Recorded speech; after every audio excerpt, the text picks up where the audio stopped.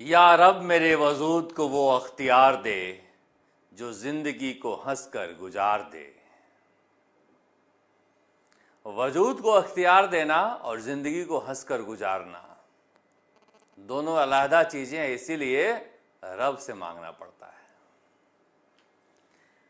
देश के उपराष्ट्रपति का चुनाव 9 सितंबर को होगा, मगर 21 अगस्त को पता चल जाएगा कि देश का अगला उपराष्ट्रपति कौन है। अगला नहीं कह सकते क्योंकि फिलहाल कोई उपराष्ट्रपति नहीं है।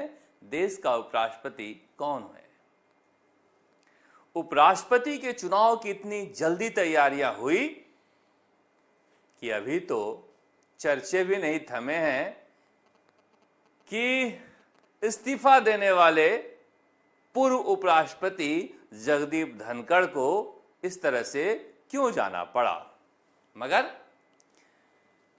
अब इन वजहों को लेकर बहुत ज्यादा चर्चा करने की कोई वजह नहीं है। वैसे हम चर्चा करेंगे, मगर अगला उपराष्ट्रपति क्या राजस्थान से ही होगा? अगला उपराष्ट्रपति क्या जाट जाति से होगा? देखिए, बीजेपी में 2 दौर की मीटिंग हुई है और राजस्थान से जो फीडबैक जेपी नड्डा ने व्यक्तिशः फोन करके बहुत सारे नेताओं से पूछा है, उनमें ये कहा गया है कि बहुत ज्यादा कोई असर तो पड़ेगा नहीं जगदीप धनखड़ के जाने या रहने से भी कोई असर नहीं पड़ रहा था, जैसा कि लोकसभा चुनाव में हमने देखा। पर जाने से भी कोई असर नहीं पड़ेगा, परसेप्शन का एक खेल है।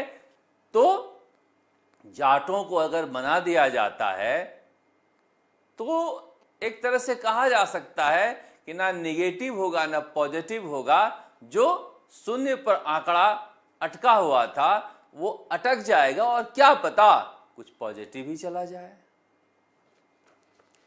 तो क्या राजस्थान से ही होगा? पता नहीं। क्या हरियाणा से होगा? पता नहीं। क्या पश्चिमी उत्तर प्रदेश से होगा? पता नहीं। लेकिन गंभीर मंथन इस बात को लेकर दिल्ली में हो रहा है कि क्यों ना जगदीप धनखड़ की जगह कोई बीजेपी के मिट्टी में घुटा हुआ जाट नेता चुना जाए, जिसे उपराष्ट्रपति का उम्मीदवार एनडीए की तरफ से बनाया जाए। क्या जाट को उपराष्ट्रपति बनाए जाने से किसान पुत्र बीजेपी की तरफ आ जाएंगे? इसकी कोई गारंटी नहीं है। मगर चूंकि जगदीप धनखड़ को जब उपराष्ट्रपति बनाया गया था तो स्वयं प्रधानमंत्री नरेंद्र मोदी किसान पुत्र कहा करते थे, और जब भी जगदीप धनखड़ पर कोई राजनीतिक मुश्किल आती थी राज्यसभा में, वो कहते थे ये किसान पर हमला है। तो क्या किसान फिर से बैठेगा उपराष्ट्रपति के पद पर? देखिए, बहुत सारे नामों को लेकर चर्चा है। जब आप कहेंगे कि हाँ, जाट जाति से उपराष्ट्रपति के पद पर बैठाए जा सकते हैं, जिसे लेकर गहन मंथन चल रहा है, तो फिर नामों को लेकर कयासों का बाजार गर्म हो जाता है, अटकलें लगाए जाने लगती हैं। मगर बीजेपी में जो कार्यशैली रही है प्रधानमंत्री नरेंद्र मोदी या अमित शाह की, अटकलों की बहुत ज्यादा जगह हुआ नहीं करती है। हालांकि इस बार लोकसभा अध्यक्ष ओम बिरला ही बनेंगे, ये सूचना पहले से आ गई है। तो वो भी एक नयापन का जो दौर था चौंकाने वाला, उसकी धार में भी कुछ कमी आई है, धार कुंद हुआ है। मगर ये बहुत सारे लोग तर्क दे रहे हैं कि चूंकि बिहार में चुनाव है, इसलिए बिहार से किसी को उपराष्ट्रपति के पद पर बैठाया जा सकता है। अब बिहारियों को लेकर पता नहीं कितना भरोसा है प्रधानमंत्री नरेंद्र मोदी के मन में, क्योंकि बिहारी या तो बुद्ध हो जाता है या फिर युद्ध में चला जाता है। एक बड़ी समस्या है, वहां के राजनीतिक मिजाज को भांपना इतना आसान नहीं रहता है। पश्चिमी उत्तर प्रदेश को लेकर सत्यपाल मलिक का अनुभव बहुत अच्छा नहीं रहा है प्रधानमंत्री नरेंद्र मोदी का। हालांकि देखिए, जो इसके विरोध में तर्क देने वाले हैं वो ये भी तर्क देते हैं कि सत्यपाल मलिक और जगदीप धनखड़ के बाद भी क्या जाटों पर भरोसा प्रधानमंत्री नरेंद्र मोदी का बचा है। मगर चूंकि जाटों का भरोसा बीजेपी में बचा है, इसलिए शायद ये हो जाए। पश्चिमी उत्तर प्रदेश के बारे में इसलिए भी कहा जा सकता है कि वहां पर इस साल नहीं तो अगले साल चुनाव है, या 2027 में चुनाव है, अहम चुनाव होता है, या फिर बहुत सारे लोग अलग अलग तर्क देते हैं कि हो सकता है कि तमिलनाडु से हो जाए। मगर फिलहाल इस बात को लेकर एक धारा यह भी कह रहा है कि वसुंधरा राजे चूंकि मिलकर भी आई थी प्रधानमंत्री नरेंद्र मोदी से, और वो कहकर आई हैं कि राजस्थान में जाट नाराज हैं, बीजेपी से खुश नहीं हैं, और इसका असर बाकी राज्यों पर भी पड़ता है। जाट पॉलिटिक्स को हमें साधना चाहिए। प्रधानमंत्री नरेंद्र मोदी चुनाव के नजरिए से सोचते हैं और कॉम्बिनेशन परम्यूटेशन का ध्यान रखते हैं। तो क्या वसुंधरा राजे उपराष्ट्रपति हो सकती हैं? बहुत सारे लोगों ने हमसे पूछा कि वसुंधरा राजे का नाम चल रहा है उपराष्ट्रपति बनने पर। हमने कहा देखो, उपराष्ट्रपति का पद कोई ऑर्नामेंटल नहीं होता है, कोई सजावटी नहीं होता है।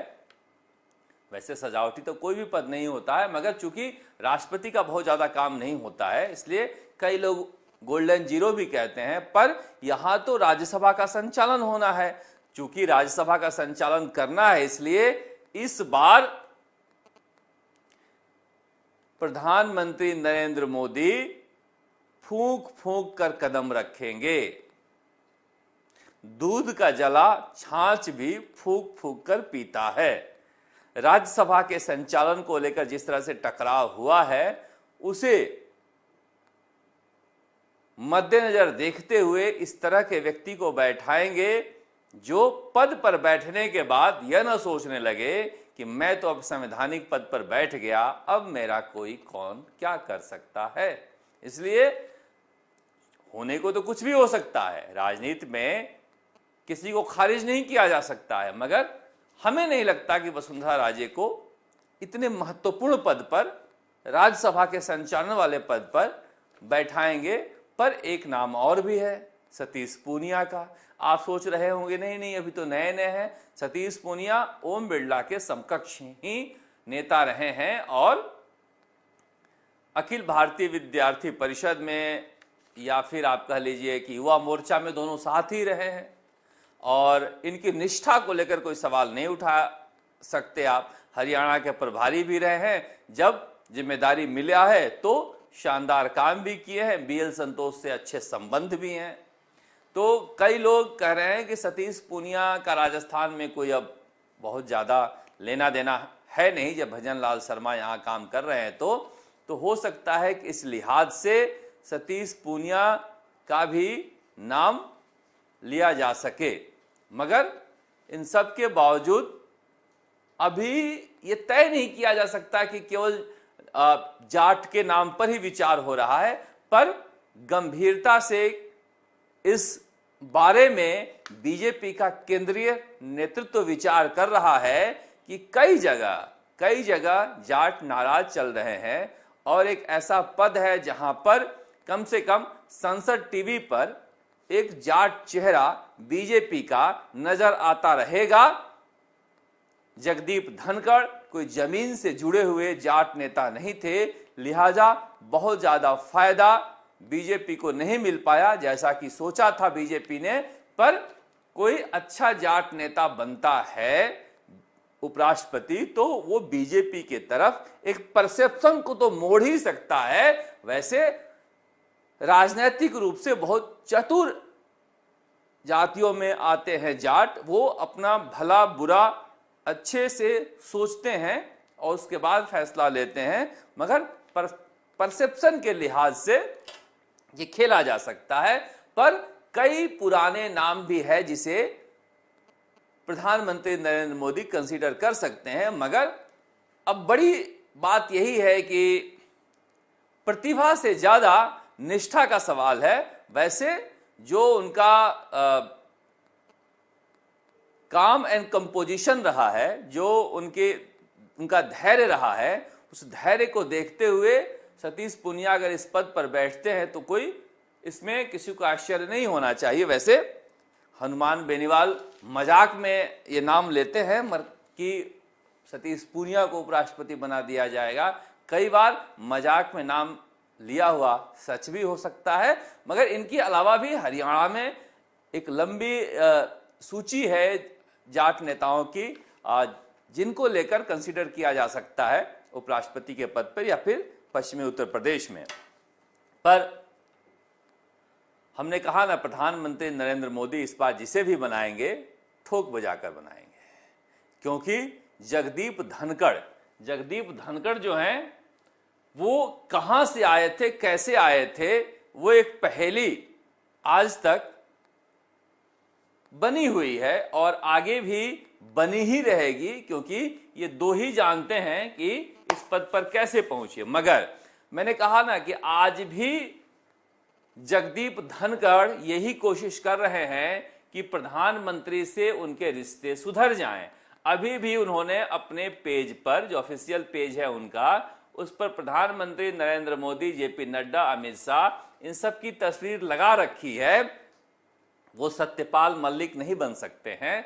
सत्यपाल मलिक और जगदीप धनखड़ में बड़ा फर्क है। मैं पहले से कह रहा हूं, उनका मिजाज अलग था, वो खांटी राजनीति से आए थे और ये जोड़ तोड़ से पहुंचे हैं। जोड़ तोड़ से पहुंचने पर टूटने का डर हमेशा रहता है, लिहाजा वो अभी तक चुप्पी साधे हुए हैं। राज बना हुआ है, मगर कई तरह की बातें लोग कह रहे हैं। कई तरह की बातें इसलिए लोग कह रहे हैं कि नाम, उपराष्ट्रपति के पद पर नाम दाखिल करने की आखिरी तारीख जो है, नामांकन वापस लेने की 21 अगस्त है। यानी 21 अगस्त गुरुवार 2025 को पता चल जाएगा कि एनडीए की तरफ से कौन उम्मीदवार है।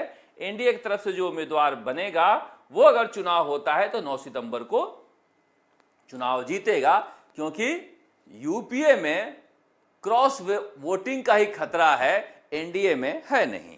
पर हम लौटते हैं इस बात को लेकर कि जगदीप धनखड़ की चुप्पी से जितने सवाल नहीं उठ रहे हैं उतने जवाब मिल रहे हैं। इंडिया टुडे ने अपने ताजा अंक में लिखा है कि जस्टिस वर्मा पर महाभियोग चलाए जाने को लेकर लोकसभा में बीजेपी प्रस्ताव लेकर आ रही थी, मगर यह नियम है कि राज्यसभा लोकसभा दोनों में अगर प्रस्ताव लिया जाता है तो दोनों के जो पीठासीन अधिकारी हैं वो पहले प्रस्ताव ले लेंगे, तो उनके पास ये पावर रहेगा कि वो जजों की कमेटी बनाएंगे जो महाभियोग चलाएगा।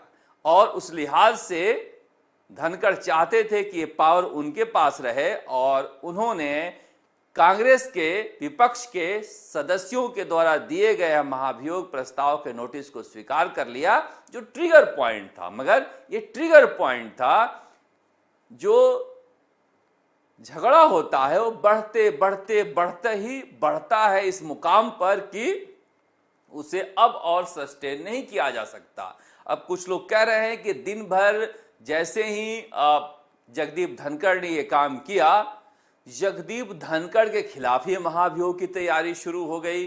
कुछ लोग कह रहे हैं कि सांसदों से हस्ताक्षर भी कराए जाने लगे थे, और इस बात का पता जब जगदीप धनखड़ को लगा तो बिना राष्ट्रपति से समय मांगे चले गए इस्तीफा देने के लिए,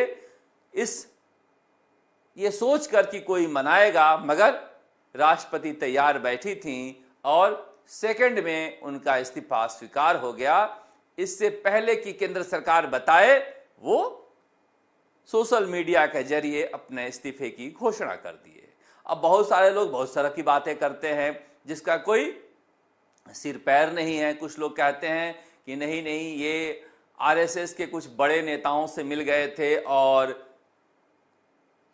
सत्ता बदलने की मुहिम में लग गए थे। कुछ लोग कह रहे थे कि नहीं, ये इन दिनों कांग्रेस के खेमे में ज्यादा दिखाई दे रहे थे। विपक्ष के खेमे में ज्यादा दिखाई दे रहे थे। अगर ये विपक्ष के खेमे में ज्यादा दिखाई देते तो फिर विपक्ष इनके साथ खड़ा होती, मगर विपक्ष इस बात के लिए खड़ी नहीं हो रही है क्योंकि वो जानती है कि ये बीजेपी से ज्यादा संघ के साथ इन दिनों मिले हुए थे।